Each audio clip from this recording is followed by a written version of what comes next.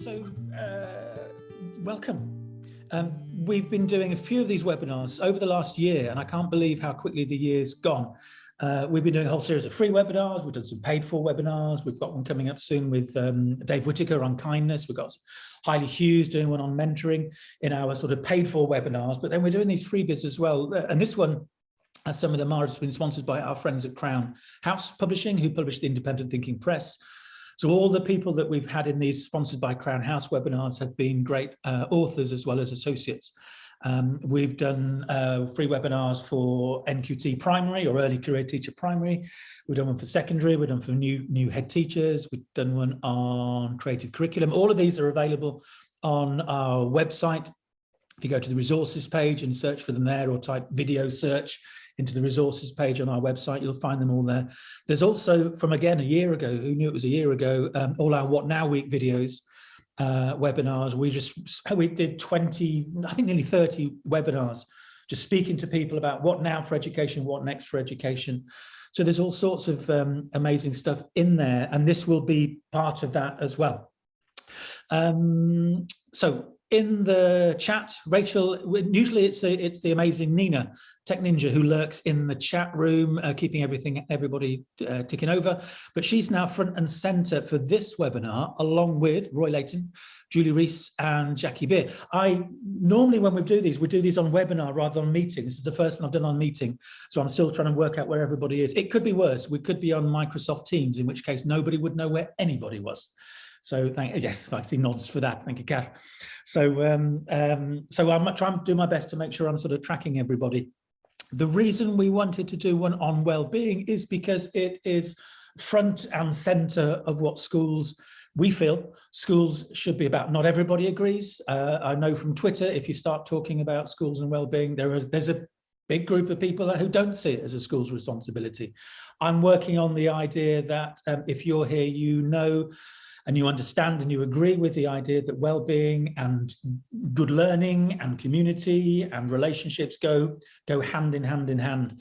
I was involved in a project a few years ago called the Being Well Agenda, that a guy called Professor Al Ainsley Green put together. He was the first English children's commissioner. He was also at the time of this the well-being meetings, the president of the British Medical Association. He was trying to bring together the world of medicine and the world of education. One of the bits of research that he was sharing is from, I think, Southampton University, showing that if you get the emotional health and well-being of the children right, the results go up. It's as simple as that. So this idea, well, we don't do the well-being stuff, we're a results-based school, you're missing a trick if you are a results-based school of helping your results go up. But it's far bigger than that as well, which is why we wanted to focus on well-being. Yes, we're coming out of, in England, or in the UK at least, we're coming out of a pandemic, so there's all sorts of issues there, but it's bigger than that as well. And I want to come back to where all of this started, but let me do my introductions first. So I mentioned that Nina was coming out of the shadows. So, and by the way, all of these associates, so Nina and Roy and Julie and Jackie, have been with Independent Thinking, and Independent Thinking is 27 years old this year. So all these four have been with Independent Thinking for a long time. And I count them as friends as well as great colleagues and associates.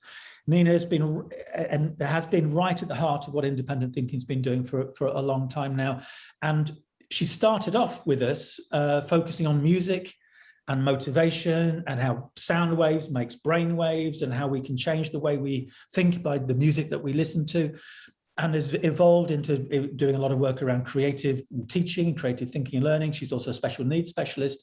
And what has emerged in the last few years is the power of the things she has to say and the way she says it with regard to well-being. So she is our go-to well-being guru in so many ways at the moment in this country. I've seen her work in other parts of the world as well, and she always has something really powerful to say, and she'll be saying that this evening. Thank you, Nina. Welcome. Roy is a good friend and colleague from way back. I'll allow him to introduce himself in a bit more detail, but one of the things that has really, there are two things about Roy that make him relevant for this event is his work around play and playfulness that he's focusing on at the moment, and how we can take conflict out of schools and make schools less violent. And I don't mean necessarily physically violent, but this sense of conflict and stress that we seem to be encouraged to develop in schools, certainly in England. And he's doing a lot of work on that at the moment. I'll let him talk about that and his work at Cambridge University, but also his work around, and it's been hugely influential to me personally, around personal development and personal growth and understanding the nature of humans and relationships and communities and how that all works and how we can almost stress-proof ourselves through an understanding of our own personal journeys and development. So welcome, Roy. Talking of stress-proofing, Julie, a dear friend from way back and has been on a journey with me personally and the things that my family have gone through over the years, as have all of them. One of the things that really, but there are many things that interest me about Julie's work, her work around values, which is where she first came to. We shared a stage a long time ago in Ross and White, I think it was, and I was talking about creativity. She was talking about her values work, and it's just her school, her primary school in Ledbury. Every time we send an associate to go and see it, they come out in tears because it is such a moving experience to see a true values-based education-led school. And one of the things that's come off the back of that is and this is a book that Julie's working on when she's not working on a book about menopause and education and leadership, is this idea of stressless headship. And that's been sorely challenged by the events of recent years, including COVID in Julie's school. But the fact that you can approach headship in a way where you manage and handle the stress for yourself and other people, and you don't let it beat you down and drag you down. So we'll hear Julie talking about that. I'm really excited about that. And then Jackie, another close friend from way back. I remember Jackie before she was a head teacher, going in and working in her school in Northamptonshire. She's now coming to us from a place in Spain, from a place of reclining in Spain, just showing how stressless we can all get when we apply our minds to it. One of the things that Jackie, that really interests me about Jackie's early work was around learn to learn and teaching children about their brains and about their own emotional intelligence. And all of her work builds into this idea about how teaching children how to learn and understanding of teaching them how to know their brains, know themselves, how to be emotionally intelligent with themselves and with others. And that has led to her own work around personal development and her book for Crown House, Grow. And again, this idea, if we understand ourselves and we commit to growth, we can be in charge of our lives and not have stuff done to us, which I think is a big part of this internal locus of control when it comes to emotional health and well-being. I'm here to host it, but I can drop in with certain things from my own experience with in my life. I've got an understanding and an awareness close hand of sort of some mental health issues, and I want to start off with an understanding about mental health and emotional health and the difference between the two, but also with regard to children, whether it's parenting or teaching, with regard to loss and bereavement as well. So I might chime in with certain aspects of that if it's relevant. But let's start at this to make sure that we understand what we're talking about here. And I want to go to Nina with this. First off, is an understanding about the important difference between mental health and emotional health. And just if you can define that and let us know what we're talking about and what we should do when we're faced with either. Nina, can we start with you, please? Yeah, good evening, Noswaith dda. Good morning. I know some of you are international. Wherever you are in the world, great to be with you. Yeah, the definition and the boundaries between emotional health and mental health. So I'll take the emotional health first. The emotional health is generally day in, day out, how we as individuals are feeling, what our emotions are. Are we sad? Are we happy? Are we angry? Being aware of oneself and how you're generally feeling.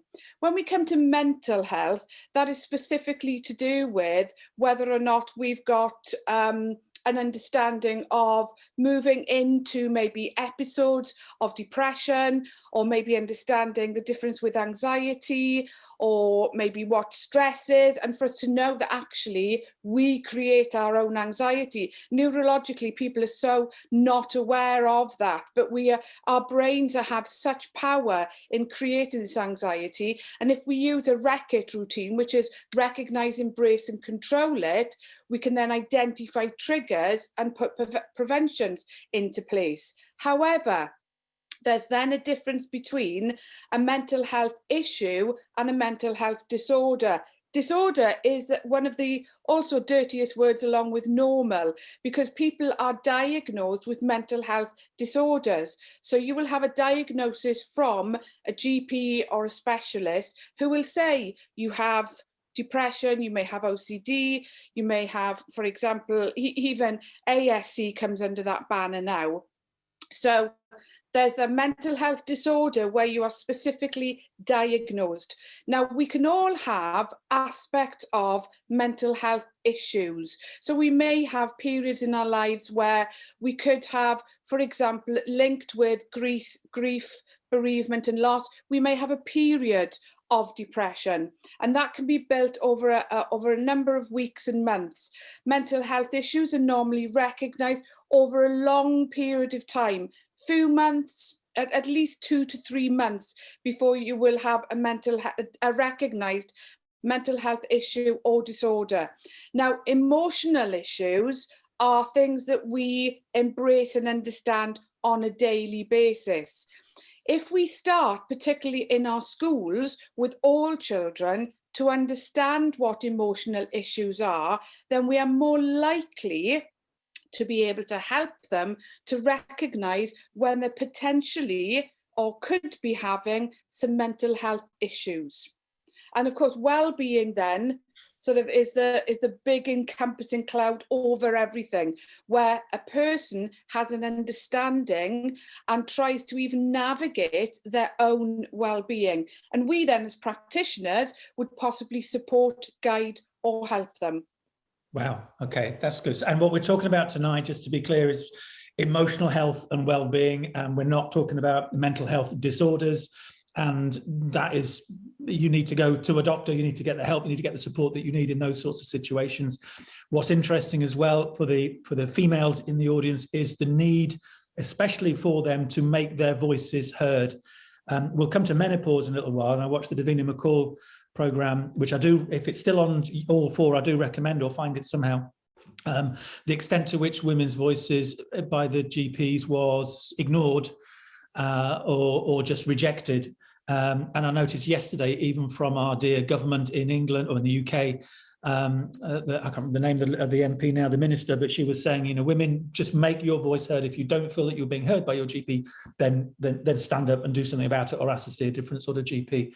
So I sort of throw that in, but for today, it's about the emotional health and well-being, and not about sort of specific mental disorders. But it is worth being aware of the differences and making sure within your schools that you know who to turn to and whether you're feeling experiences yourself or whether you see them in your colleagues or in the children. Jackie, is there anything? Thank you, Nina, for that. Is there anything you want to add to that sort of understanding? From your unmute yourself. Yes.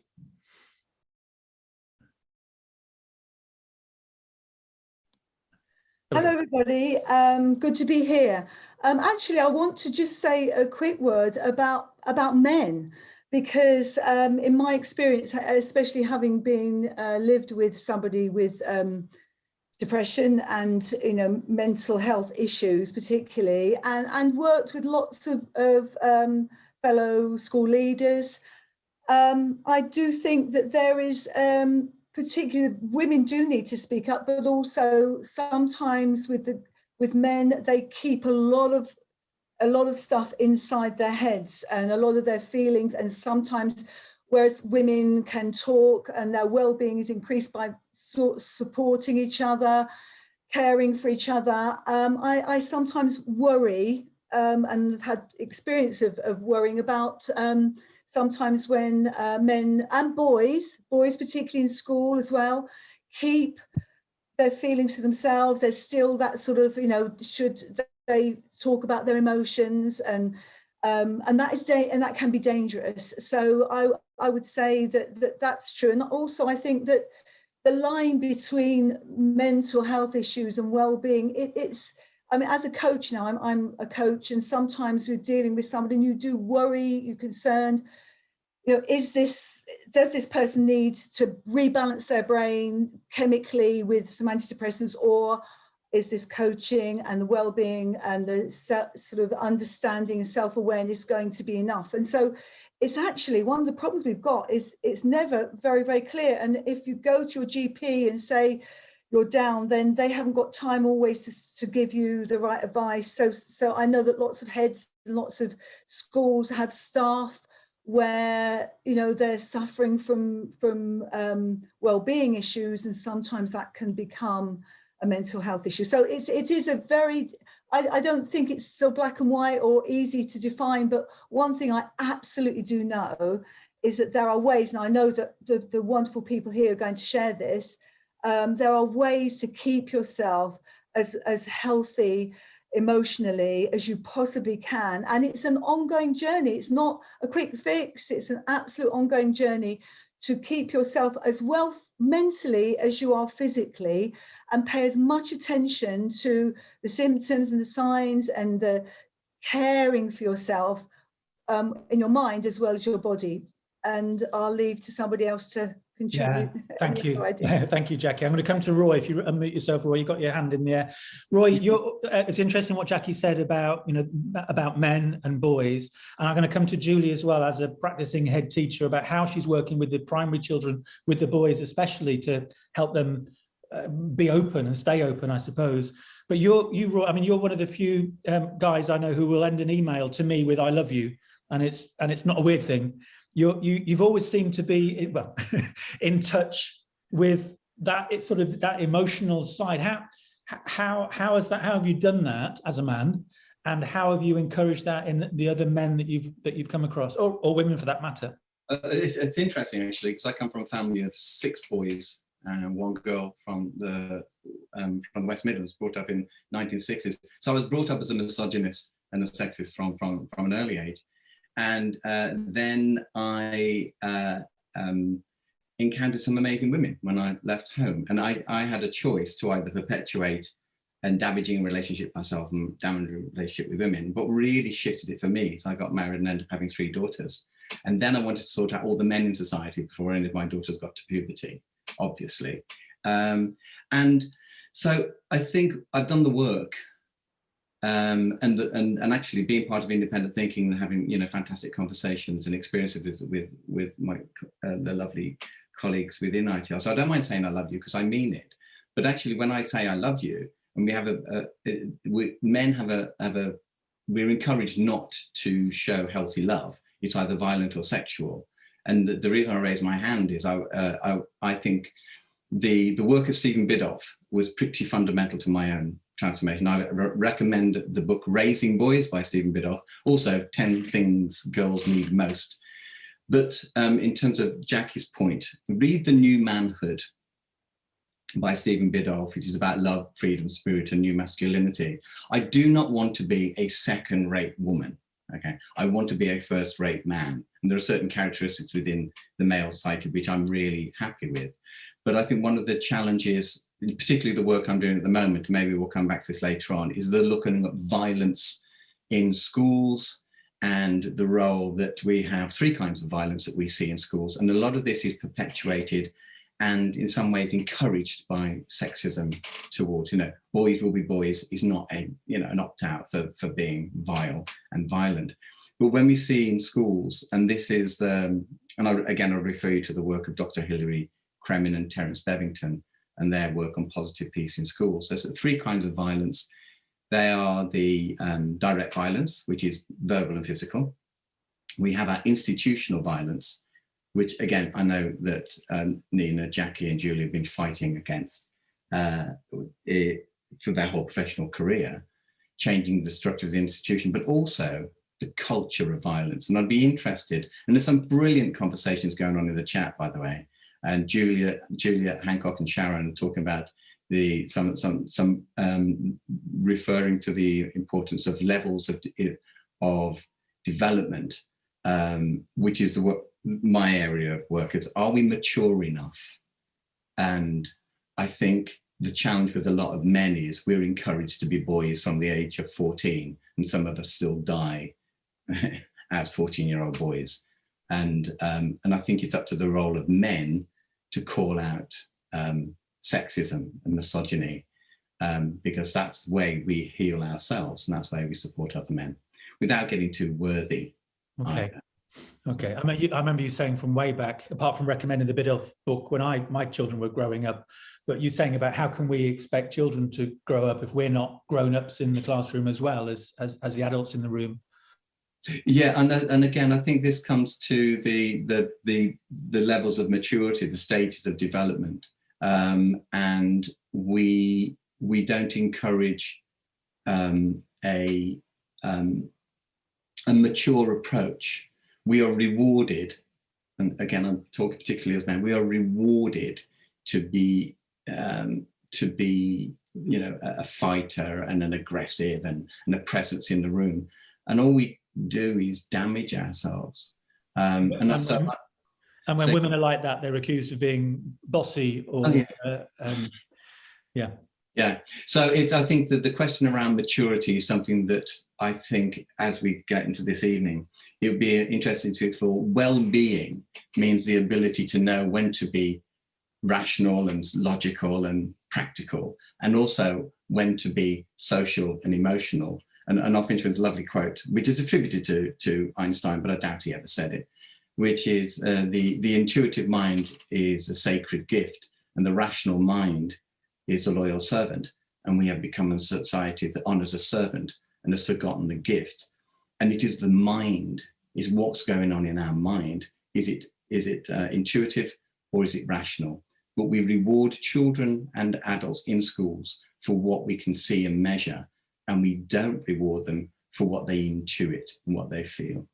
Okay, all right. So what's coming through is modeling emotionally well men and women in the classroom, that we're talking about emotions, talking about the nature of being a human being, and then the conversation. So modeling it, and then the conversations that we have. Oh, thank you, Roy. I want to come to Julie then. So, given all of that we started with, and I didn't know we were going to start with there, but that's a good enough place to start as any. How as a practicing primary head teacher, how do you stress-proof the boys in such a way that they can be, as Roy's describing, whole human beings and not just pigeonholed into this boys will be boys? Julie. Picking up all the threads of my lovely associates here, and hello everybody, by the way, and looking at the chat. I'm very fortunate to have been involved in values-based education now for near on 20 years. And the great thing about that, it gives you a structure, it's a toolkit, which can be practically used in a primary school to open up that very important communication from a very young age. And what we say in values-based education is that all the adults in the school are the role models for how we want relationships to be and how we want the children to be. So as you're all aware, we only have one rule in my school, and that's no shouting. And we role model that because why would we shout at each other or shout at the children only for them to kick off and shout back at us? So from the moment those children come through our door at 2 years old, they know that they are loved, and they are given that language straight away of kindness, love, courage, empathy. We talk to 2 and 3 year olds about empathy. We use stories to illustrate that. We talk about tolerance, thinking about differences in all walks of life. We talk about humanity, humility. All of that is spoken about and is the core of our curriculum. The curriculum is called the Belonging and Being curriculum. And that's really important to me, that children from a very young age have a sense of who they are and the place that they have in this world. And for those very young children, it's actually, who am I in my community? Or who, not even that, who am I within my family and within my classroom? And then who am I in my community? And then going further afield from that. And that structure is amazing, to have that language across the whole school with 73 staff and 500 children. That level of communication and shared language really does have an impact, a very positive impact.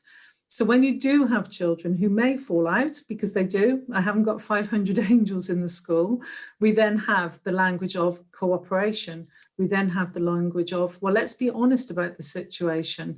We have the words, we equip them with the toolkits that they need in order to express those emotions. And just in a simplistic form, picking up what Roy was saying, really, we very much communicate that the way that we act is a result of our thinking and our feeling. Thinking, feeling, actions.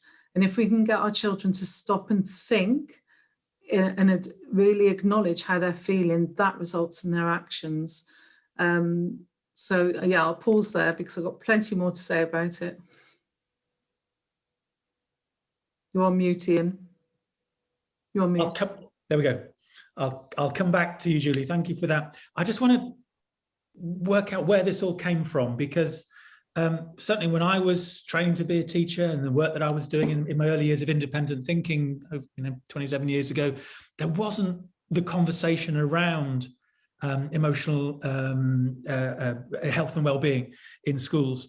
And I remember having a conversation. I lived and worked in Chile for a while. I remember having a conversation with you, Julie, and you were talking about some of the issues that some of the children were having in your school. And it was like, well, why don't we as independent thinking put on a health and well-being, an emotional health and well-being conference? And at that point, I don't think anybody else was doing such a thing. But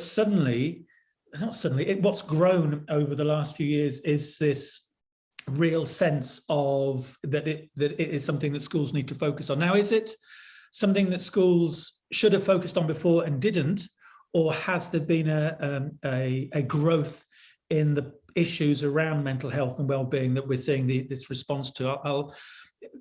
Who would like? Which of the four of you would like to respond to that? So, where's all this focus come from? Roy, go on then. I think the rise in science and the application of neuroscience in particular, and I see there's Karen, nice comment. Karen's just put a comment about Andrew Curran. So I think we're going to look at synchronicity. So I think Curran is also a member of the clan. And he talks about the algorithm for engagement for children. You know, if a child feels safe, they will be at ease. If they are know that they can be heard, and all the stuff that Julie was saying. And he comes up with this lovely sort of brain-based algorithm. And then he says, but what is this but love in the true sense of the world? And I think what we are seeing now, out of necessity, whilst in the past we would tolerate the injustices, they have become so stark, they have become so apparent. Only the uninformed and the fearful will allow it to continue. And I had a call yesterday from a friend of mine about a school, and I'm not going to mention the school because Nina would go down there and have a word. So year 7 boy, he's got immune disorder. We don't know what it is. He's a very good friend of mine. He's lost all his hair. Okay, he's lost all of his hair. He's a 12-year-old boy. He's lost all his hair. And he's wearing a hat, and he has to go for the past 5 weeks having very severe, increasingly severe medication at hospital to try and crank his immune system. But he was out on the sports field last week, and my friend called me because he didn't know what to do. And he said he's on the field, and the teacher asked him where to take his hat off, and he said, he's got no eyebrows. I mean, you know there's something wrong there. And he said, I've got a medical condition. He said, have you got a doctor's note? And he said, I don't have a doctor's note. And he said, well, if you don't have a doctor's note, those are the rules. Take your hat off. Mm-hmm. So he ran and hid.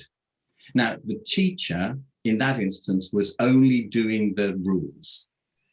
And that is an excessive and destructive manifestation of structure. I fear teachers' well-being leads to violence against children. I'm not blaming the teacher for that. I'm saying if they are in a system that makes them so fearful that their own neurology thinks that that is anything other than an attack on a child, that's the issue. I'm not sure what my So we've got a situation where this, especially in England, and it's not the same everywhere else, but especially in England, where it's there's the zero tolerance, there's a top down, there's a fear, there's structure, there's punishment, there's here's the rewards, here's the rules, this is what you must do. And if you're not, so we're constrained to work in a particular sort of way, even if we feel we don't want to, because if we let the child off, then we're the ones who get it in the neck. Can I come to Nina on that question, Roy, if that's okay? Nina, so I'm aware from your story that emotional health and well-being and mental health is, I mean, that goes way back, but your focus on this area, and the demand for you has grown in the last, let's call it 6 or 7 years. What do you see? What do you see going on in schools that's led to this? I see two things. I'm going to start off with a positive, which is that teachers, young people, and more human beings are prepared to say, I'm in trouble, and it gets to the point where they really need help. And so the many children and teachers too are self-harming to a point where they're saying, I don't know what else to do, so I'll be a self-harmer that will alert you. Like the behaviour, behind all behaviour there's a coded message. But when we're looking at well-being and mental health, sometimes it gets to that point to be able to ask for help because they don't have the language. Okay, so in many ways, the whole sort of box has been opened where more people are prepared to say that they're not okay, whatever their not okay is. Secondly, tying in with what Roy was saying and you saying as well, I have a real problem with policies and practice. There are so many policies that are written that are not followed through by correct practice, and often a policy is only written because it needs to be written either for the governors or for Ofsted or to just put in a handbook.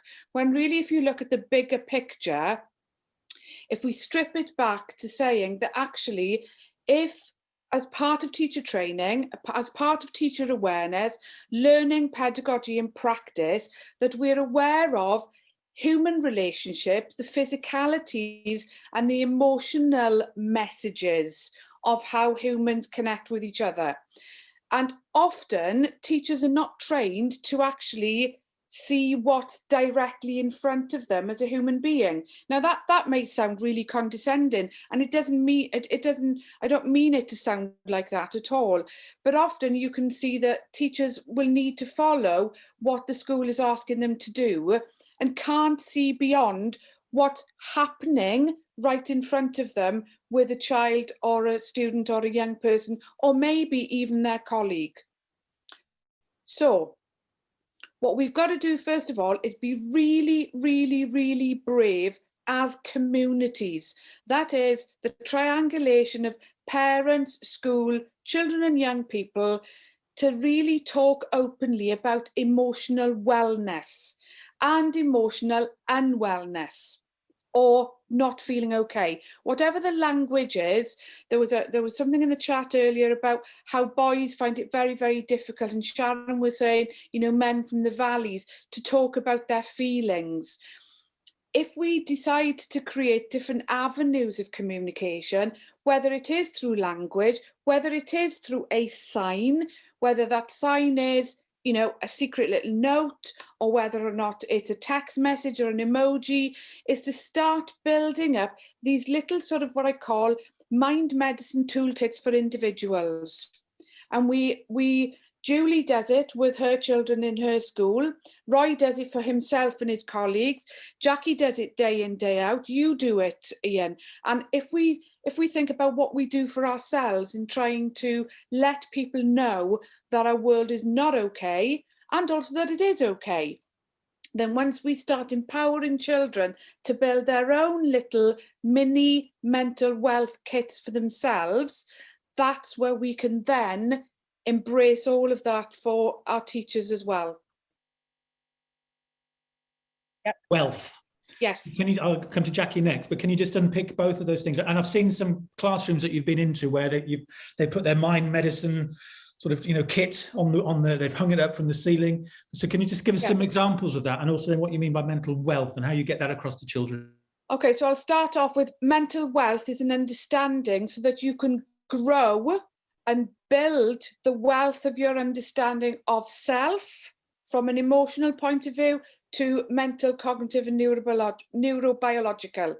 Mind medicine is a ninja thing. So if you've got a headache, what would you generally do? Oh, I've got paracetamol, aspirin or ibuprofen possibly in the house, or a little glass of whiskey or gin and tonic or whatever it would be, but you would know what you could reach for in the house to help yourself first. If we support and guide and show children that they can start to develop their own mind medicine prescriptions before they get to that state of total desperation in needing external help or desperate help because they've self-harmed or whatever the case may be, we ask them to think about what are their go-to things that make them feel better. So, for example, when I'm working with a 4 or 5-year-old, I'll say to them, when you're really angry and you're really sad, you know, and it just feels awful and you can't stop crying, what makes you feel better? Well, I just need to get my teddy and cuddle a blanket. So part of their mind medicine prescription would be teddy and blanket is part of the prescription. That's their chosen way to go to something that will make them feel better. If it was Julie Reese, and if I was to ask you now, Julie, okay, if you're having one of those absolutely wet lettuce, grey, horrible days, okay, what would you prescribe yourself right now to make yourself feel a little bit better? My beautiful dog Casper and a big walk around the fields where I live. Right, so there we're embracing 2 amazing self-care and self-compassion gratitude strategies, which are the dog will support you, nature is there as well. Now, if you start to work with children and get them to think about how they can address some of their mind medicine things for themselves first, which is part of very simple self-care routines, then we can help our teenagers, we can help our men, but we need to empower them to really think and take time about what is it that makes them feel better when they're not feeling emotionally well, so they can address that themselves first. That's what a mind medicine prescription is. I love that. I love that. And at the heart of that is this you use the phrase self-care, but it's not, I feel bad, therefore somebody must sort it out for me, or somebody's to blame, or there's nothing I can do. I mentioned earlier this idea of the internal locus of control, which we know is a vital part of our well-being and our sense of internal motivation, that there's lots of stuff outside of our control, and we know that even more so in the last 12, 18 months than ever. But there is always something within our control. And if we focus on the things within our control, it helps with our levels of stress and well-being and the chemicals, the good chemicals and the bad chemicals that are going on in our brains. So I love that self-care. And that ties in with Jackie as well, with so much of the work that I've seen at secondary school with her. She's equipping the young people that she works with, not only with the ability to learn and to learn well, but also to know themselves, which is right. It's the Delphi Oracle, isn't it? Know thyself. That's right at the heart of this. I think everything we're talking about is about that as well. So Jackie, can you just explain a little bit more about the work that you've done in helping children know themselves, understand their brains, understand how to tap into their own innate resilience? Well, when I was a primary school teacher and went into secondary and looked at what was going on in secondary, I think that whole drive of learning to learn and how do we, I had a little mood monitor I used to use with the class, and it was amazing how much it helped their results. I mean, this is about performance as well. This is about being the best student you can be. And I found out through helping them support their emotional intelligence and talk about it and understand it and reflect on it and become self-aware, that's what made all the difference. And I think Nina has covered some fantastic strategies there. But I want to actually say that before we can do anything with the kids, it's the teachers, because it's the teachers we need to worry about. I mean, today I was coaching a teacher and she said, we're in an RI that requires improvement in the UK. And all our leadership in our school is coming around, and we're having work scrutiny and we're having lesson observation. And there's this massive policy on well-being for the kids. And all the teachers are absolutely in fear and terror of the next work scrutiny, the next sense of prescribing what they need to do to get their outstanding lesson and to make sure that they're doing their safeguarding. And so the teachers are all in this sort of state of fear. And I suppose this is from what Roy has been saying, absolutely loved it. are we actually driving our jobs and our lives from a place of love or a place of fear? And if we're driving it from a place of fear of Ofsted, fear of not doing a good enough job, fear of not being a good enough teacher, then we're going to be not in the best state of well-being.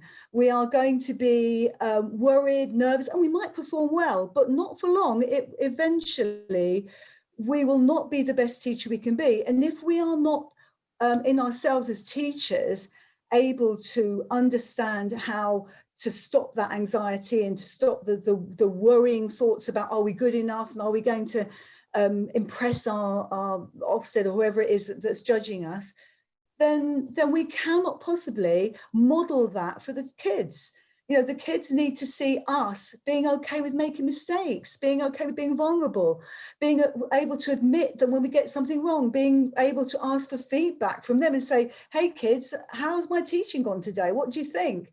And what I've tended to move towards is trying to move towards a coaching culture approach to leadership in schools, so that every teacher can have that opportunity to share that it's okay to perhaps get it wrong, to be worried, to interpret the implementation of policies that are usually really from a good place. The policies of great teaching are from a really good place, but often they're forced onto teachers in a way that makes them scared and afraid of doing it wrong. And therefore they just go through the motions and don't implement it in a way that works for them as a teacher to be, really love what they do. If you love what you do it well. And we, teachers, I think, since those heady days of SEAL, and actually SEAL, social emotional aspects of learning, we all remember SEAL, it was brilliant policy brought in, how long ago? 20 years ago. But it was the way we introduced the whole well-being agenda, I think, social emotional aspects of learning, really popular. Then it was dropped by the next government, but clearly this is something that we need to get teachers feeling really confident that they can handle their worries and their emotional resilience, and know they are absolute change agents for kids. If they can model emotional well-being, the children will see what it's like. And this particular teacher I was coaching today, she said that she couldn't feel right until she'd had her observation and was told she was a good teacher, because she needed that external validation, just like the kids do. And yet we're saying to kids, be proud of who you are, do what you want to do, value yourself. But unless teachers can do that, and leaders do that for their teachers, make them feel a sense of that belonging that Julie was talking about, for teachers as well as the kids. And I know, Julie, you absolutely do that for your teachers. Then we will not have that culture that we want, where you walk into a school and you feel it, you can feel it in the atmosphere, that this is a place where people are happy, they feel they belong, they know they can talk about their problems, and it's a community that what Carol Dweck calls a culture of allies. We're all in this together. We are all fighting on the same side. We're fighting in the same team. The SEAL, social emotional aspects of learning, when I spoke to Dr. Andrew Curran, as Roy already mentioned, our I was going to say tame paediatric neurologist, but that doesn't describe him at all, our associate paediatric neurologist, and he said SEAL was the most important thing to what for 40 years or so. And then the government that you mentioned, Jackie, came in and said it was ghastly, quote, and got rid. What you're describing as well, interestingly, is strength through vulnerability. Jackie, you're saying it's okay if I made a mistake, it's okay if I screwed up this one, tell me about my lesson. That, rather than trying to be the perfect, it's got to be right and everybody's got to see that I'm right and there are no mistakes, you're just saying, well, I might screw up, it might go wrong, we'll see what happens. And that vulnerability actually becomes a strength, because it's, and I'm thinking of Tai Chi, and I'll come to you with this, Roy, there's no friction. You just go, okay, if you didn't like that, then I've got this. So I'll come to Tai Chi on that, Roy, if that's describing that properly. But one other thing, Jackie, with regard to the coaching, the situation that your coachee was in, as a teacher in a school, so that's the system, and Roy's talked about, systemic violence that's being done upon us, and we pass it on to the children sometimes and the parents. What can the individual teacher do to save themselves, if you like, from that. I'm aware, you made me think of a strategy I was taught years ago of like the bell jar. It's when children are feeling a little bit stressed, they imagine this sort of bell jar that comes down on top of them so they can still see the world, but they're safe, they're protected, it's okay, whatever goes on is okay. Are there any strategies that you've shared with children, or especially adults, teachers, Jackie, that can help them just become a little bit more immune to that sense of fear and that sense of threat and all the toxic chemicals and neurochemicals that go with it? Well, there's something very simple that was said to me actually when I was being coached once. It's not about you. Don't take it personally. Whatever's going on, it's that very thing that we filter out any good bits about ourselves. We're looking for the trouble, we're looking for the criticism, we're looking for the thing that might go wrong. And this particular lady I was coaching today, this afternoon, and she just said, when I was getting my feedback, I was listening, but I just heard one little criticism and I thought, oh my God, that's and that's what we tend to do. And children do this as well. So it's almost like being it's that perfectionist tendency that I keep saying to my grandkids, because I've got grandkids now, and that idea that parents will talk to their kids and say, oh, you're so brilliant, you're wonderful, you're so good at writing, you're so good at you're so kind, you're so good at drawing, and of course what we're doing all the time by these compliments, and this is going to sound ironic, but we're setting themselves up to feel that, oh my God, I've got to be that good. And my daughter, she drew, when she was about 5, she drew this wonderful snowy owl, and it's on my bedroom wall actually, because it was that brilliant. And she said to me later on, many, many years later, once I'd done that snowy owl for you, Mum, and it was so good and you loved it, and you showed it to all your friends, I sort of knew I was never going to be that good at drawing again, so I didn't want to do it anymore. And that is a very common problem, why kids don't have that sort of growth mindset that's okay about making mistakes. That sometimes, even by the best parents and complimenting and being top of the class, can end up making you vulnerable to criticism because you're not, somehow those standards you set yourself, you're never going to be quite good enough. And I think it's knowing who you are is absolutely good enough. And I know that's a very old sort of Buddhist sort of, it's just knowing that who you are is absolutely enough. And that if you can clear your mind of all those thinking and that self-doubt, and you can give yourself that self-compassion, you will be the very best version of yourself. So don't take it personally. Don't look for the trouble. Don't look for the criticism. Have that kind voice inside your head, that kind coaching voice. And why I love coaching is when you coach people, and when they get coached, they learn to coach themselves and make the coaching conversation in their head grow them rather than shrink them. Yeah.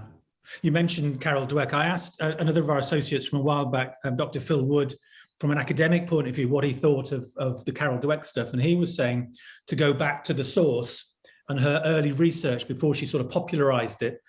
And it was a book called Mind Theories. And I looked at that research, and it was really powerful, very, very, very powerful. And like all these things, you know, things rise and then they get a little bit discredited. Standing on the throats of giants is what I call it, where certain factors on Twitter like to just sort of attack things rather than build on it, which is what we should be doing, like you do in science. You always build, you don't attack. But I think one of the main things that I got from that Mind Theories, the early Dweck research, was, and I know how powerful this was for my daughter, my youngest, when she was at school in Hong Kong, in a very rarefied academic atmosphere, as you might expect in Hong Kong. You are not your exam results. And I think that phrase, if you put that on every classroom, you are not your exam results, it helped her, and I know it's helped others as well. So you're separating yourself. Who you are is never challenged by the results. Results was just a result of the strategies that you employed and the effort you put in at that, and the things that you knew and the skills that you had at that particular time. It doesn't define you in any way. And I think if we can make that clear, and yeah, you're spot on, Jackie, the more we say, oh yes, well done. And the girls, according to the Dweck research, girls are more susceptible to this than the boys. They start to define themselves by the praise that they get. And the work that I did early on around motivation, it was, you know, you celebrate rather than reward. It's all about developing the internal sense of, I feel good about what I've done for my reasons, not because I'm making somebody else happy or in order to get the reward, which might be the pat on the back or the gold star or whatever. You mentioned Buddhism and I mentioned Tai Chi, which probably leads us towards Roy. The Tai Chi reference, Roy, was this idea about, rather than trying to block everything, that you channel it and take it and sort of reroute it. So I'm just wondering, in simple terms, what the stressed teacher could learn for themselves from your understanding of Tai Chi, and maybe throw in some Buddhism as well if it's relevant, and also what they could share with children as strategies so they can become sort of Tai Chi masters of dealing with stress. Well, it's interesting. I ran a workshop yesterday in Birmingham, and by the way, I put a link to this in the chat. In Buddhism, it says you must master your mind and not let your mind master you, which I think is a lovely quote. So I think the starting and end point for me is breath. The whole science around this, the polyvagal system, the importance of that, the importance of conscious stopping. There's a lot of good science to say, learn to breathe. From a Tai Chi point of view, because some of you know I'm an instructor in Tai Chi, so I bring the science of Tai Chi and Eastern thoughts and Buddhism, but within a framework of rigor and science. And what you're doing in Tai Chi, you're actually focusing on your body in order to get your mind right through your breath. And Ruma Godden, brilliant children's author, wrote a book called The Black Narcissus. In her biography, she was brought up in India. She was English, but she was brought up in India and was really influenced by that amazing culture. And she said, every person is a house with 4 rooms, an intellectual, an emotional, a practical, and a spiritual.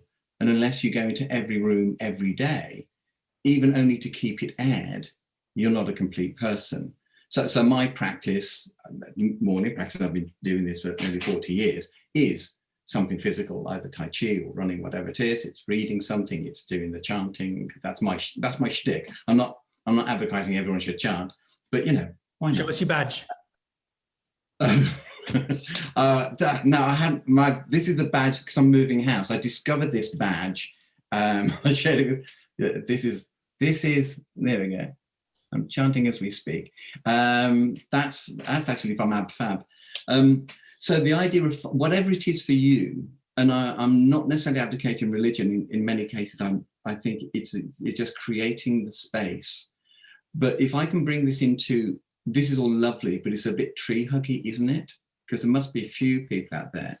Some examples of people that are bringing the rigor to this, and actually a few of them are on this site at the moment. So I don't want to mention by name, Kath Kitchen, Ginny Bootman, and Carly Waterman. Have a look at the work of Educate Northants. There's a bit of a revolution going on in Northamptonshire, and has been for a couple of years, instigated by teachers and leaders who've said, actually, enough is enough. We want to get the grades, we get that, but we want our children and our staff. And look at when a body of people come together and support each other. And the school I would recommend who are doing this is Calm Manor School in Leeds, who have 62 languages spoken. And again, I know that we've spoken about this, and had Mark Finnis in on this, the guy. But what they do, every week, they have a circle, and they do this in the primary and secondary school, but they're virtual. So the year 7s all the way up to the year 11s, and they sit down and they do a check-in. How are you feeling? This is what's happening this week. Everyone has their voice. Check up on a Wednesday, check out on a Friday. And every child is taught restorative practices. Every child has a responsibility to manage their behavior and challenge the behavior of others. And so if someone's messing around in class, they can demand a restorative approach. Now, for some people, this is like, that's insane. But actually, from a science point of view, all they've done is move from simple systems and complicated systems, which is all about rules and just play by the rules. And going back to my horror story early on, someone who was playing by the rules, but didn't understand the difference between being fair and being equal, and moving into chaotic systems where everyone knows the rules, but there is trust And ultimately, we move to the fourth level of systems thinking, which is complex adaptive. Carr Manor and the other schools in Northants, part of the Educate Northants, are striving and succeeding in becoming complex adaptive systems. And I think one of the things we need to do is to encourage school and school leaders and government to move from a command and control complicated system to embrace the science. Not to embrace a tree, although if you want a tree, go and find one. There's always good to that. But the science of this, and the reason why Tai Chi works is it's good science. And the reason why sort of basic Buddhist practice works, it's good science. But we have got to this point in our society whereby we've kind of Disneyfied the spiritual and we've deified the academic. And actually, we need both. We absolutely need both. I like that. Thank you. And there is good science behind hugging trees as well. We know that trees resonate in a certain sort of way that it ties in with our resonances, and the tree bathing, the forest bathing thing was a Japanese thing. We know that. And they talk to you, because if anyone's ever seen Pocahontas, got a talking tree there. The aspirin tree, the willow, is where we got aspirin from. So thank you, Roy. I want to come back to Julie, because this idea about breathing, teaching children, it's a bit like Nina's mind medicine as well. It's giving them specific, tangible strategies that they can employ to retain control of their emotions and their state in order to keep on top of things, I suppose. And Julie, I know that you do. I mean, I've been into your school where you've done peer massage, for example. You've had people trained in peer massage. You've done all sorts. You do meditation. I've seen you I've walked into your assemblies where everybody's walking in complete silence, but not as a punitive, oppressive thing, which I've also seen in other schools, but as a spiritual thing, where there's just you at the front. You were wearing pajamas, but you were in a onesie, but it was a Red Nose Day or something, a comic relief, as a candle lit, and there's a profound sense of peace, even though there's hundreds of kids walking into an assembly. So tell me some of the things that you're doing at your school, Julie, please. Okay, so I know the importance of mindfulness, and working with Roy and the other associates over the years and listening to the power of that approach. So I invested about 4 years ago a whole term CPD for my staff on a .B course for mindfulness. So we threw out every other staff meeting, and for 12 weeks, we sat for 2 hours and we were trained, all of us, in mindfulness. And prior to that, we'd all done peer massage course as well, which was really, really powerful. So when the children come in after lunch, pre-COVID, across the school, there was peer massage, and that's what you've witnessed happening in the school. And during peer massage, obviously, the relationships are really secure, they're really strong, and it's a time for the children to get in touch with their breathing and experience positive touch.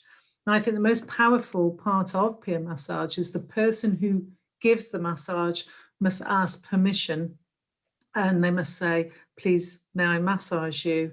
And obviously it's through clothes, everybody. Please do not think that we're all stripping down.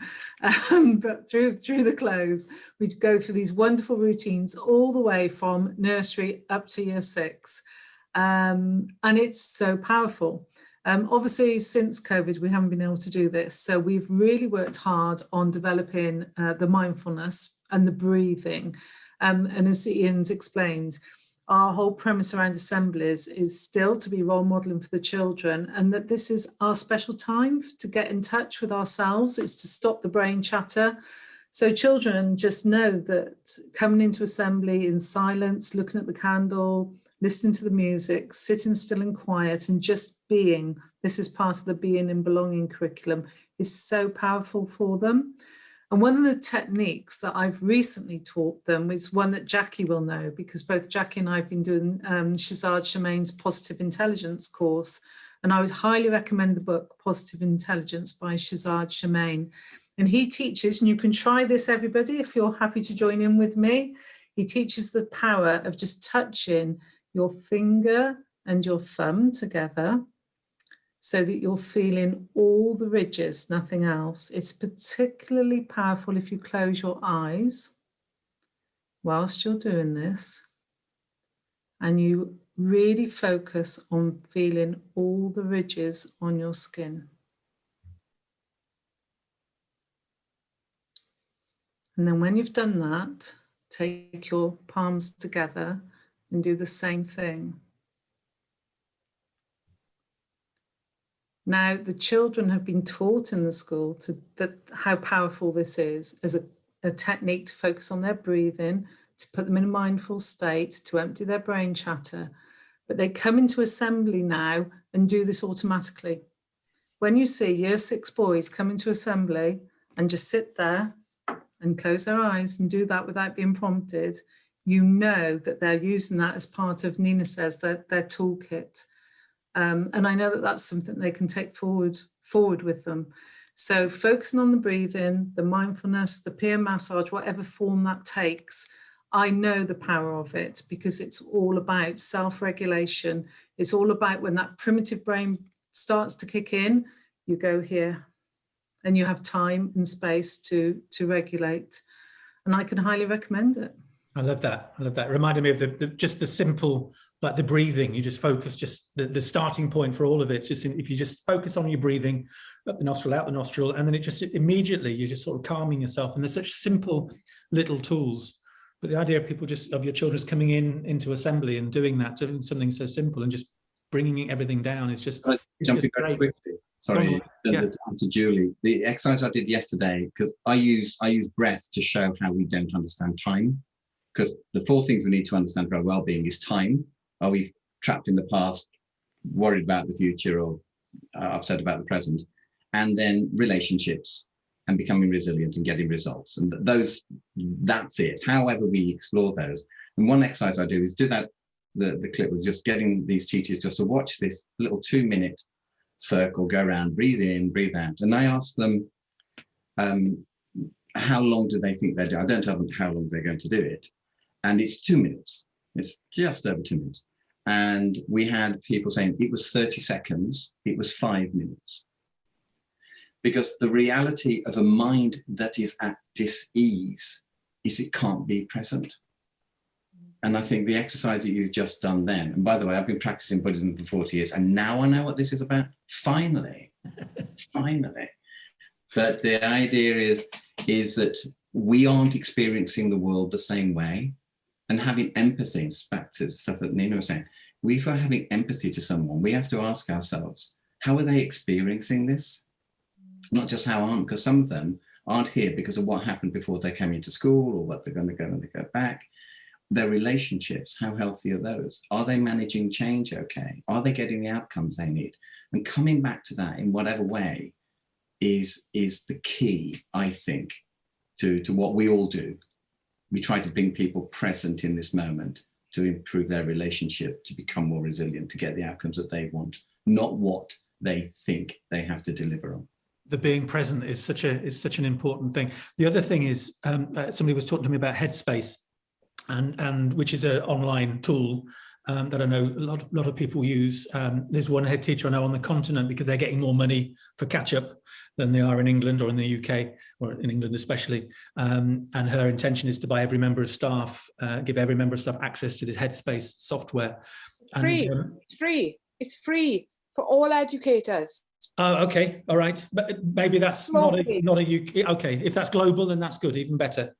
But it was on a Sunday, and it was this idea about, rather than worrying about the week ahead, look at the week that was past and think about something that went really well. And just such a simple little technique, a simple little tool like that, mind medicine tool, can be really effective. Somebody in the chat is asking about the definition of well-being versus mental health, and we did cover that at the beginning. So when we make this available, this recording, you can sort of go back and have a look at that. And there are overlaps, so you can't totally separate it out. We covered that, but we are looking at strategies for sort of emotional health and well-being rather than anything to do with mental disorders, as Nina was referring to. I want to come to Nina in just a minute because I want to see what the world of technology, another of Nina's spheres, has to offer the world of well-being and emotional health. But I just want to come back to Julie and ask about the school dog. Bailey, and Bailey's role in the well-being and the stresslessness of your life and of your school, please. Oh, well, I'm really going to spoil you now, because not only have we got Bailey, one of our members of staff has got a new puppy called Olive this week. So Olive has now joined.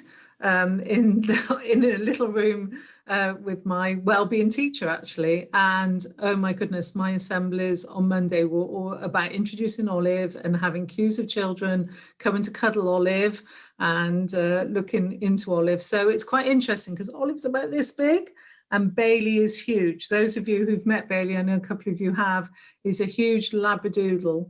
And we looked into the work around dogs helping kids, actually. The charity, unfortunately, had to fold during COVID due to lack of funding. But we were with Dogs Helping Kids for about 4 years. And the reason we chose that charity was that it was very aligned to our values at WellBeing Primary. And it was all based on science, as Roy said. There was theory and application, and we knew the impacts, the positive impact that the dog would have on the children. So Bailey comes in every morning. He's this year situated with a year 5 class. He's passed the class. He can now read. He can read sit and beg. And it's quite amazing when you watch him read. He listens to the children read as well. But most importantly, in the afternoons, he works with those more vulnerable children who need extra support with their emotional health. Those children who perhaps wouldn't talk to an adult or even to their parents, but actually they're quite happy to talk to Bailey about their problems. They're happy to engage with him, work with him. He will go for a walk with them, with an adult obviously present. And he's just amazing. He turns up at 8 o'clock in the morning, he goes into every single room and gets lots of treats and lots of loves and lots of hugs. So he's great for the staff well-being, essential for the children's well-being. The only issue we have is Olive is taken to barking at Bailey and Bailey doesn't know what to make of it this week. But I can highly recommend having a school dog, but please get it trained. Go to a charity or have a pets as therapy dog. Do not just think you can take any dog into school. We had to go through 7 levels of rigorous training for Bailey to become a certified school dog. And the risk assessments and the work around it was immense, but it was well worth it. You know, within that context, what I'd add to that is any decision that we make in school, like the peer massage, the mindfulness, the school dog, I always ask, what is the purpose and what impact is that going to have on the well-being of everybody in my school? And don't just have a school dog because it's the thing to do. You do have to think it through thoroughly. Mm-hmm. Yeah, thank you for that, Julie. That makes sense. I meant to say earlier, Roy mentioned Calm Manor in Leeds. Just going back to that, the head teacher there is a guy called Simon Flowers. So he's worked closely with a number of associates, including Mark Finnis, around restorative practice. If you have Mark Finnis's latest book, Independent Thinking on Restorative Practice, you'll see in there, he wrote, Simon Flowers, the head at Calm Manor, wrote the foreword for us, giving a bit more information about his school, and there's also his school is referenced in the book. Also, I mentioned at the beginning the What Now Week webinars. We had a webinar a year ago with Simon and Mark talking about the work in Calm Manor, talking about restorative practice. That was an amazing hour, I think, and that's on the resources page. I'm sure Nina or Rachel will dig that out for you. That's well worth a look. It's an inner city school, all sorts of challenges, but doing things the way we in independent thinking, we always like to say there is always another way. We're not to say that that's wrong or that's wrong. We're not trying to impose anything. We're just saying there's always another way. Calm Manor is an example of there is always another way. Julie's school is an example of there is another way. Hers is it's in a lovely rural part of the world, but as any of you know who've taught in lovely rural parts of the world, rural poverty is a thing. It sometimes gets overlooked for the inner cities or the coasts, but it is a thing. So these are children with all sorts of challenges, all sorts of amazing, such an amazing rich community that Julie's working with in this sort of way.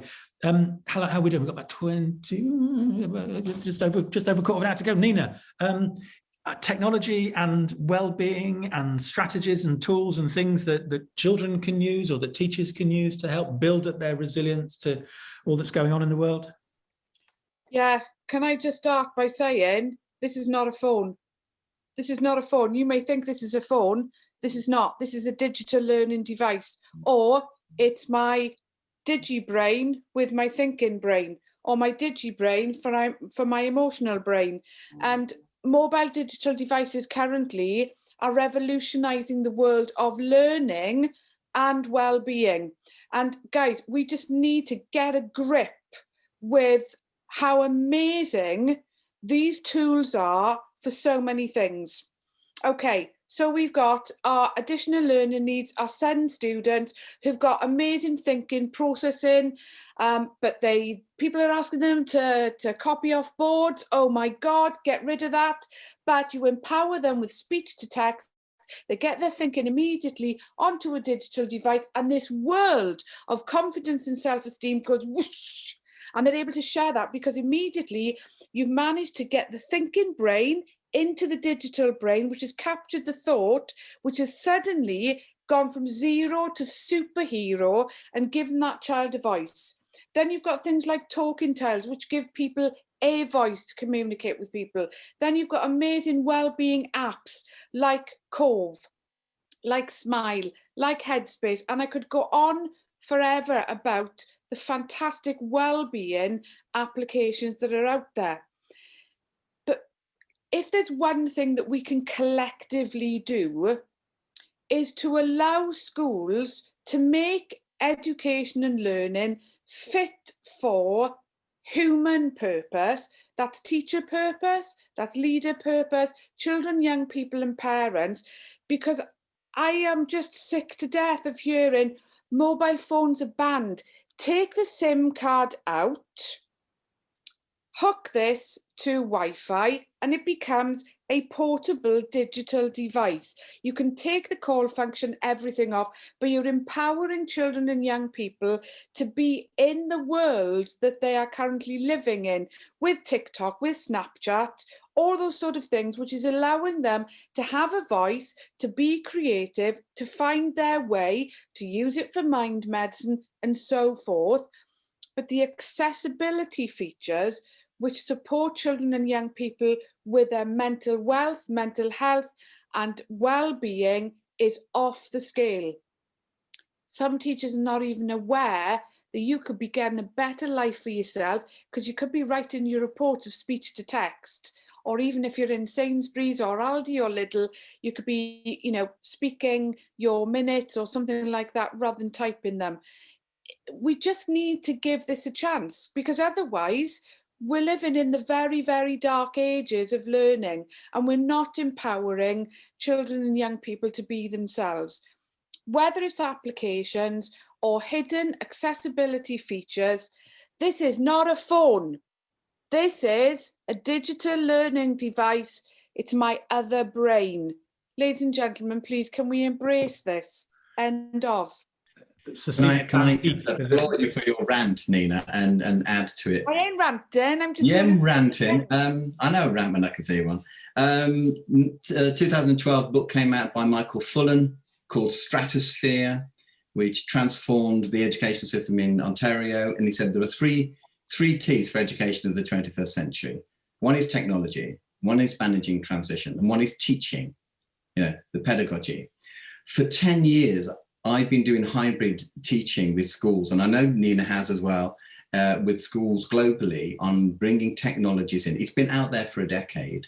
When COVID hit, we hooked up. We'd already created a platform using Google Classroom or Teams. I'm technologically agnostic. I'm not in either camp, but Google I prefer for the fact that it's free. And so we're working with children in Kathmandu.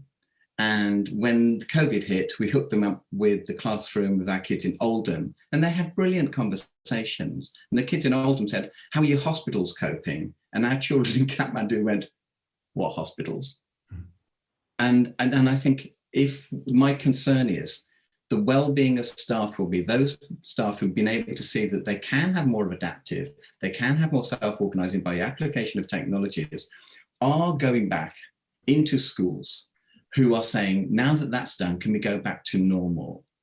And I'm just putting it out there because some schools will want to go back to as it was beforehand. And I don't think that's advisable, and I don't think it's possible anymore. In terms of the technology, we're sort of straying too far into the learning stuff. We focus on the well-being. I think there's two things there from both of you.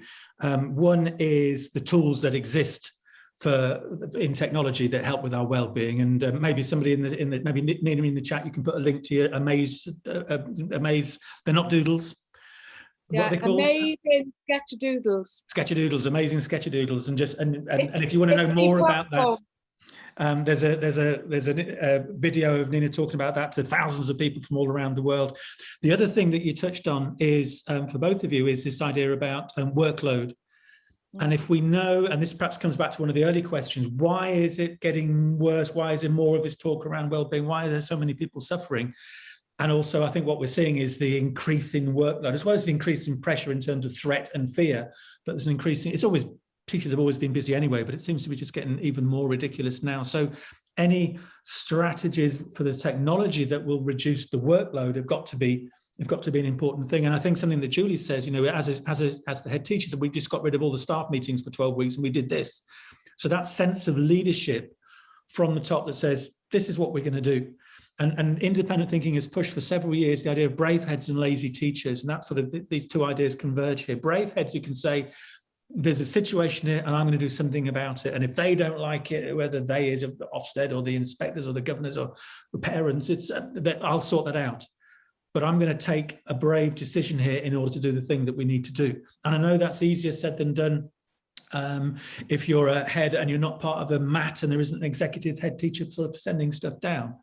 But that sense of bravery is, and support of each other to be brave, and this is where the networks and the technology can help through Twitter, through WhatsApp, through the closed groups, through the open groups, but then also the lazy teaching. And lazy teaching was an idea from Jim Smith, who's now a head teacher himself from years ago, which was, what are the strategies I can employ that will have the students working more, and that frees me up from having to do all the stuff that I thought I had to do, but that I didn't anyway. And Mark Creasy, another of our associates who wrote the book Unhomework, which is another strategy for just stop wasting our time with stuff that isn't of benefit, like often homework can be the case. I've just been editing his most recent book, and it's full of strategies about the children doing more that frees up the teachers so they get their Sundays back, they get their evenings back. So, and Roy mentioned pedagogy. What is there as a school in the pedagogy, in the pedagogical practices that you can change in order to free up time, in order to take that weight off you, in order to get a little bit of breathing space? Ian, can I just jump in there just to say two things that we've done that have had a profound impact with regard to that. We have a no written feedback policy now, and that's taken place for the last 2 years. And if any school is in the position to really look at the impact of their marking, the hours of marking that teachers spend every night with a pen in their hand is absolutely ridiculous. And having no written feedback has been one of the most powerful things you can do for your teachers' well-being. What it also does, it releases your teachers then to think about the planning and the pedagogical impact and strategies that they want to use to make every lesson great for their students. So that would be one of my suggestions. The other thing that we've done throughout COVID is we've closed early on Fridays. The children have registered at 1 and then they've had the option to go home. And we've had 28 children out of 500 who've stayed over that time. It's been really interesting noticing the positive impact of that on both the pupils and the teachers. And my staff absence rate, as you can imagine, is going down all the time. And we are in the middle of a consultation with our parents to see whether that's something that they would like to change to permanently. But I think it should be a national strategy. I really do. I'm really passionate about it. So really do think outside the box. What are we doing in our school that is really above and beyond that we actually don't need, is having no impact? Because writing 30 comments 3 or 4 times a night in 120 books is not useful to anybody. I like and that. tying that in, Julie, sorry, to support Julie with that, if we're looking at well-being, you don't hear the teacher's voice in written commentary, but when there's audio feedback, either it's recorded, so for example, the child might get home, if you're using Showbie, Seesaw, Google or whatever, and they hear the teacher's voice genuinely saying, I absolutely adored the way that you actually put yourself into that reading, that you understood the concept. I mean, if that was written down, children wouldn't necessarily understand or hear that really, really supportive wellness is coming from a teacher, which builds self-esteem, self-confidence, which gives them self-gratitude, self-compassion. And they're free ingredients, aren't they? Human connection. I'm going to add to Nina's, and then I'm going to hand over to Ian. Yes, in terms of the voice and loads of software whereby you can have the videos with the students, it is great. But the schlep work, is it right or is it wrong? Just put it on forms and get the computer to answer it. Just put it on so the computer will say you got those right, and it can mix up the answers. And if it's just about them practicing, then that doesn't need to be marked by a person. That will be marked by a bit of AI, and they won't suffer from it. They'll turn it into a quiz. Thank you, Roy. Back to the technology saving us time. You made me think, Julie, of, again, Mark Creasy, the Unhomework guy. I asked him, and there's a blog about this on our website about marking. And one of the things he does when he has and he's a primary teacher, he's got year 3, I think, at the moment. And he says he sets them up at the beginning of the term with how to do their own marking, how to mark each other's work. And he lets them get on with it. That once he spends a bit of time beginning of a new academic year, and he said ultimately his marking involves walking around, looking at somebody's work, going, "I agree." That's pretty much all his marking, and he has his Sunday afternoons and his evenings free. And I think, Julie, as well, with regard to your no written feedback policy, is I think your SAT results went up as a yes. Not, you didn't do it for that, but that's, remember I said at the beginning, get the emotional health right, get everybody feeling good, and then the learning sort of just fits in, not in that order.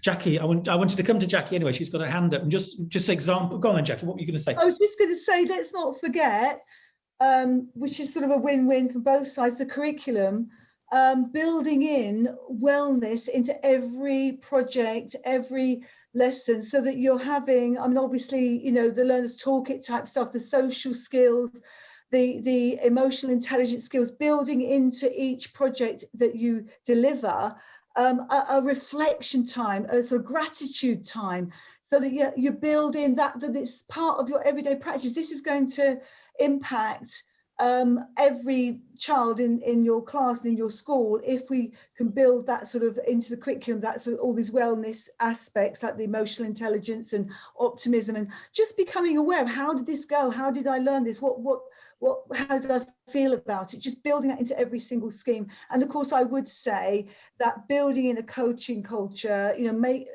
having 10 minutes, it only takes 10 minutes per half term, coaching pairs, coaching each other to help teachers and then eventually children to coach each other is massively time saving and also extremely powerful. And there's evidence, someone's just done an MA school I've worked in, proving that it improves results and improves teacher well-being. So if anyone wants to know more about that, then you know, do get in touch. And any of the things that if we've mentioned that you might want to find out more about, or that Rachel and Nina haven't had a chance to sort of type in, just let us know. Drop me an email, ian@independentthinking.co.uk, or reach out via Twitter @ITL Worldwide, and we'll try and fill in the gaps.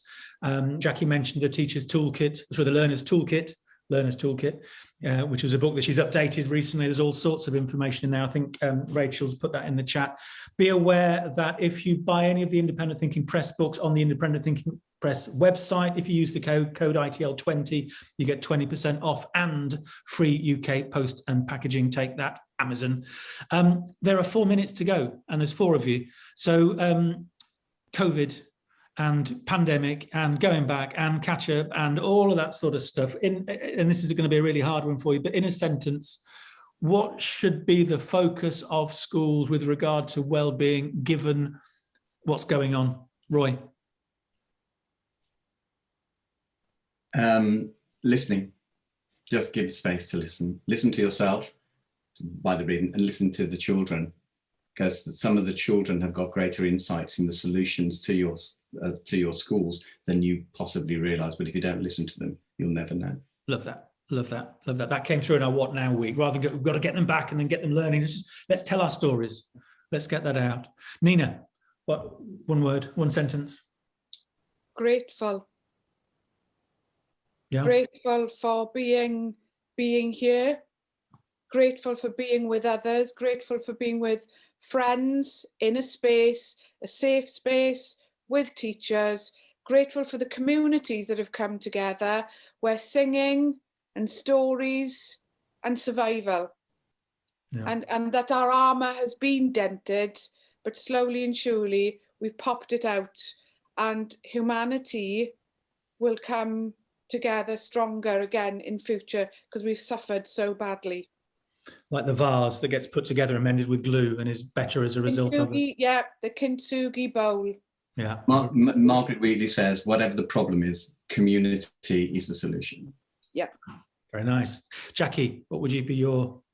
I was just going to say, really, sort of the empathy factor and understanding. One of the things that's been most helpful to me is understanding that other people are always doing the best they can with the thinking they've got. Because, you know, sometimes people annoy you with their, you know, the way they're responding or different to how you, but once you think, well, they're doing the best they can with the thinking they've got, you can forgive and you can empathize and you can come from that place of love instead of fear. I love that. I'll bear that in mind when I'm muting people on Twitter. They're doing the best thinking they can with what they've got. You mentioned the thinking they've got. I love that. You mentioned the empathy word, and Ginny Bootman nearly fell off a chair, so that's very good. Julie, you've got 2 minutes, and there's two things I want you to cover in 2 sentences, which I know is incredibly hard. One is menopause, and because I hadn't realized there are links between mental health, menopause, Alzheimer's and menopause, and the fact that just women are suffering in all sorts of ways without feeling that they can talk about it. So what's your view? What can schools be doing about that with regard to mental health? And then your sort of final comment with regard to COVID, if you can, please. I think I would say to all teachers, all leaders, just be aware that women, the majority of menopause happens around the age of 51, but it can happen at any age.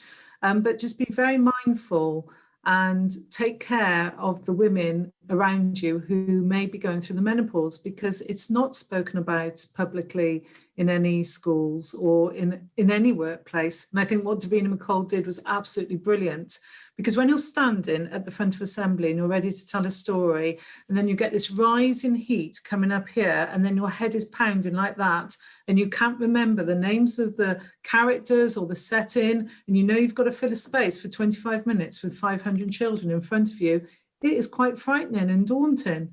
And you have got to have the ability to explain that to your staff. We've have open conversations now. We've got a menopause policy now.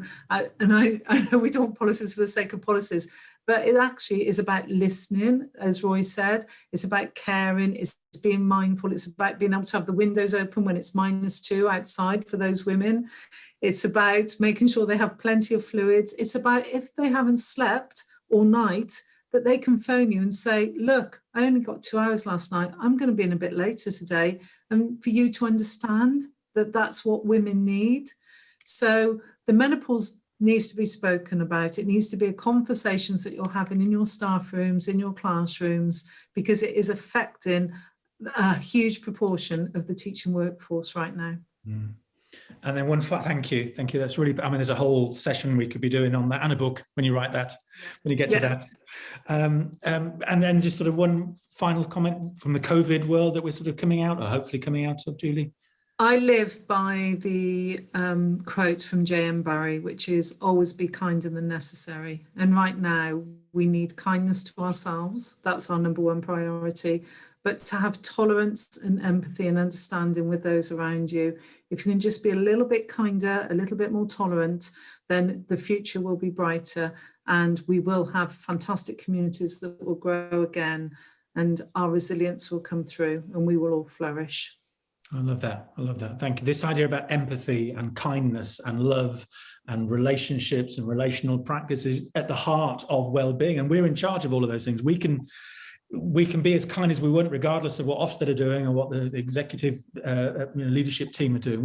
We have so much control, and we can share that and model that with the children that we're working with as well. And that can only be a good thing. It's 21:32. We're on over by 2 minutes, but sorry, in my time and Jackie's time, we're in the European time zone. So that's why Jackie's in bed already. She doesn't hang about. Thank you ever so much for coming along. There's been quite a few of you here today. We will make this available. We'll send you a Zoom link out over probably on sort of Monday, Tuesday, something like that. Any questions or queries or thoughts or concerns or anything at all, come back to us. Like I said, Ian at Independent Thinking or at ITL Worldwide. I can field questions to any of our brilliant, lovely 4 panelists and associates and friends on any of the topics. Keep the conversation going, keep listening, and community, you're not alone. Thank you ever so much for joining. See you again.